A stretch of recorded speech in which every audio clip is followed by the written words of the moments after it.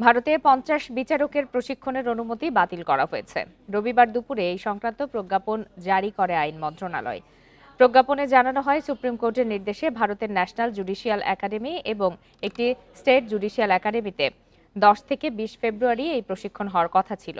এতে অংশ নেয়ার জন্য ৫০ জন বিচার বিভাগীয় কর্মকর্তাকে অনুমতি দিয়ে প্রজ্ঞাপনও জারি হয়।